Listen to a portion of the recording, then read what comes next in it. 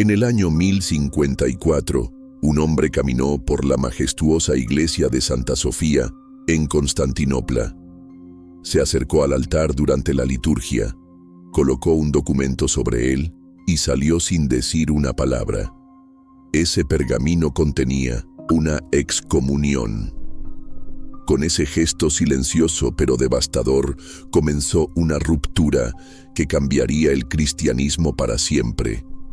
¿Por qué dos ramas de una misma fe, que compartían el mismo credo, los mismos textos sagrados y la misma historia de mártires y apóstoles, terminaron separadas por siglos de distancia espiritual? ¿Qué fue tan grave como para dividir a la Iglesia en dos mundos? Uno católico, encabezado por el Papa en Roma, y otro ortodoxo, liderado por patriarcas en Oriente.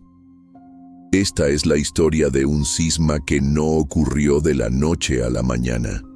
Fue el resultado de siglos de tensiones acumuladas, de diferencias culturales, disputas teológicas, ambiciones políticas y heridas que nunca sanaron. Una división tan profunda que aún hoy sigue marcando el mapa espiritual del mundo cristiano.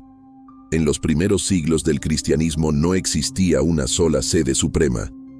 La Iglesia era una red de comunidades unidas por la fe en Cristo, pero dispersas geográficamente.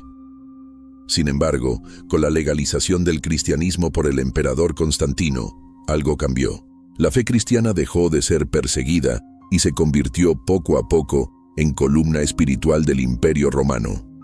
Con ese giro político, también surgió una nueva realidad eclesiástica. Dos centros de poder empezaron a destacarse. Roma, en el corazón del antiguo Imperio Occidental, y Constantinopla, la flamante capital del Oriente, fundada por el propio Constantino. Ambas ciudades se convirtieron en referentes espirituales, pero también en rivales silenciosos. Mientras el obispo de Roma era considerado el sucesor directo del apóstol Pedro, en Oriente los patriarcas de Constantinopla, Antioquía, Jerusalén y Alejandría gozaban de un sistema más colegiado, donde ninguna figura individual tenía supremacía total. Desde ese entonces, unidad no siempre significó armonía. A medida que el cristianismo se expandía, también lo hacían las diferencias culturales entre Oriente y Occidente. En Roma, el latín era la lengua del imperio, del derecho y de la Iglesia. En cambio, en Constantinopla y gran parte del mundo oriental, el griego dominaba la vida intelectual, filosófica y litúrgica. No se trataba solo de idiomas distintos, sino de mundos mentales diferentes. El latín tendía a ser más legalista, estructurado, con una fuerte preocupación por la autoridad y el orden. El griego, en cambio, favorecía la filosofía, el misterio y la contemplación. Estas diferencias se reflejaron en la teología, en la forma de concebir la Trinidad, la gracia y los sacramentos. El latín tendía a ser más legalista, estructurado, con una fuerte preocupación por la autoridad y el orden. El griego, en cambio, favorecía la filosofía, el misterio y la contemplación. Estas diferencias se reflejaron en la teología, en la forma de concebir la Trinidad, la gracia y los sacramentos. Los malentendidos eran inevitables, incluso cuando ambos lados buscaban honrar la misma fe. Con el tiempo, muchos obispos en Oriente ya no sabían latín, y muchos en Occidente no comprendían el griego. Las cartas se traducían mal, los concilios se interpretaron con recelo y los prejuicios crecían. Lo que comenzó como una diferencia lingüística terminó creando una barrera espiritual. La incomprensión se convirtió en desconfianza. Una sola palabra encendió una de las polémicas teológicas más intensas de la historia cristiana. Filioque, en latín, significa «y del Hijo». Fue una adición que la Iglesia occidental introdujo al credo niceno-constantinopolitano, afirmando que el Espíritu Santo procede del Padre y del Hijo. Pero esta modificación, aunque parecía menor, desató una tormenta en Oriente. Los teólogos ortodoxos sostenían que el Espíritu Santo procede únicamente del Padre, tal como lo afirmaba el texto original del credo establecido en los primeros concilios ecuménicos. Alterar esa formulación y hacerlo sin el consentimiento de un concilio universal no solo era una infracción teológica, sino también una violación de la unidad eclesial. Para Oriente, el filioque representaba el poder unilateral de Roma, imponiéndose sobre el resto del cristianismo. Para Occidente, era una defensa de la divinidad del Hijo y la unidad trinitaria. Así, una frase doctrinal se convirtió en un símbolo de la creciente ruptura. Ya no se trataba solo de lo que se creía, sino de quién tenía derecho a definir la fe. En Occidente, el obispo de Roma, el Papa, fue adquiriendo un estatus cada vez más elevado. Roma era la antigua capital del imperio y la sede del martirio de Pedro y Pablo. Con el tiempo, el Papa fue visto como el sucesor directo de San Pedro, a quien Jesús habría entregado las llaves del reino de los cielos. Esta autoridad espiritual se interpretó como jurisdicción universal sobre toda la Iglesia. En Oriente, aunque se respetaba al Papa como primero entre iguales, nunca se aceptó su supremacía absoluta. Los patriarcas orientales funcionaban de manera más colegiada, compartiendo decisiones y autonomía. Para ellos, ningún obispo, ni siquiera el de Roma, tenía derecho divino a gobernar sobre todos los demás. La tensión creció cuando los papas comenzaron a intervenir en asuntos orientales, dictando decisiones unilaterales. Los orientales lo vieron como una invasión de su autonomía sagrada, y cada gesto de poder papal fue interpretado como arrogancia imperial. La diferencia no era solo institucional, era una disputa sobre el alma misma de la Iglesia. La división entre Oriente y Occidente no solo fue teológica o cultural, también estuvo profundamente marcada por la política. Tras la caída del Imperio Romano de Occidente, Roma quedó bajo la influencia de reinos germánicos, mientras que Constantinopla siguió siendo la capital del Imperio Bizantino, orgullosa de su herencia romana y su fe ortodoxa. A medida que Roma perdía poder político, el Papa fue ganando influencia como figura de estabilidad en medio del caos. En cambio, en Bizancio, el emperador ejercía un fuerte control sobre la Iglesia, nombrando patriarcas y convocando concilios. Este sistema, conocido como cesaropapismo, hacía del emperador un líder tanto civil como religioso. Con el tiempo, ambas potencias se miraban con sospecha. El este veía al Papa como un poder extranjero con ambiciones imperiales. El oeste consideraba al emperador bizantino un intruso en asuntos eclesiásticos. La coronación de Carlomagno por el Papa como emperador del Sacro Imperio Romano fue un golpe simbólico para Constantinopla. Había ahora dos imperios, y pronto, dos iglesias. Tras siglos de tensiones, el conflicto alcanzó su punto máximo. El Papa León envió una delegación a Constantinopla, encabezada por el cardenal Humberto de Silva Candida.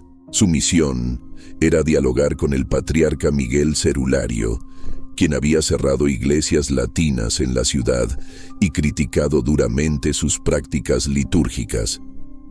Las conversaciones fueron breves y tensas. Humberto, seguro de la autoridad papal, exigió la sumisión del patriarca a Roma. Cerulario, firme en la autonomía oriental, se negó. No hubo reconciliación. El 16 de julio del año 1054, en plena liturgia, el cardenal Humberto colocó una bula de excomunión sobre el altar de Santa Sofía, declarando herético al patriarca Miguel Cerulario. Días después, Cerulario respondió excomulgando a los enviados papales. Aunque en ese momento no se pensó como un cisma definitivo, el acto fue tan simbólico como devastador. Fue el inicio de una separación formal que ya venía gestándose durante siglos. La herida estaba abierta. La unidad de la cristiandad se rompía ante los ojos del mundo cristiano. Después de ese año no hubo una guerra entre católicos y ortodoxos, pero sí una fractura silenciosa y persistente. Las excomuniones no se levantaron oficialmente, sino hasta el año 1965, cuando el Papa Pablo VI y el patriarca Atenágoras se encontraron en Jerusalén. Pero para entonces, la separación ya era una realidad arraigada, vivida por generaciones enteras como una diferencia natural. A lo largo de los siglos, las dos iglesias evolucionaron por caminos distintos. Roma continuó fortaleciendo su estructura jerárquica y la autoridad del Papa, mientras que las iglesias ortodoxas mantuvieron su modelo de patriarcados autónomos, unidos por la doctrina, no por una figura central. Los intentos de reunificación en concilios posteriores, como en León o Florencia, fracasaron por falta de consenso y por el rechazo popular en Oriente. El cisma no solo dividió la iglesia, también dividió culturas, visiones del mundo y maneras de entender a Dios. Aunque ambas ramas siguen compartiendo muchas verdades fundamentales, la historia dejó cicatrices profundas que aún hoy condicionan el diálogo entre Oriente y Occidente. Católicos y ortodoxos comparten los mismos 7 sacramentos, la fe trinitaria y el respeto por los primeros concilios ecuménicos. Sin embargo, existen diferencias esenciales que consolidaron la separación.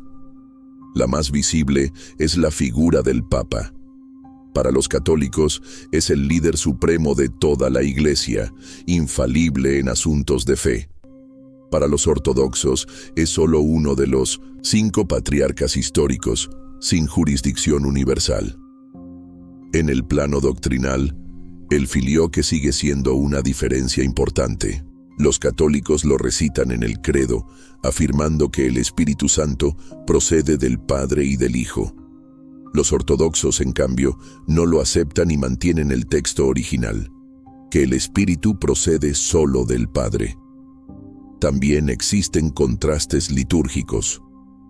Mientras el rito romano es más sobrio y estructurado, el bizantino es más largo, simbólico y sensorial. Varían además las disciplinas clericales. En Oriente, los sacerdotes pueden casarse antes de ser ordenados. En Occidente, el celibato es obligatorio. Otra diferencia significativa está en la organización interna de la Iglesia. La Iglesia católica tiene una estructura centralizada y vertical. En cambio, la Iglesia ortodoxa es descentralizada y sin una autoridad única. Cada patriarcado es autónomo, pero todos están unidos en la misma fe. Son 2 visiones, 2 estilos, 2 caminos que surgieron del mismo origen y que a pesar de la distancia todavía se miran con respeto y, a veces, con esperanza.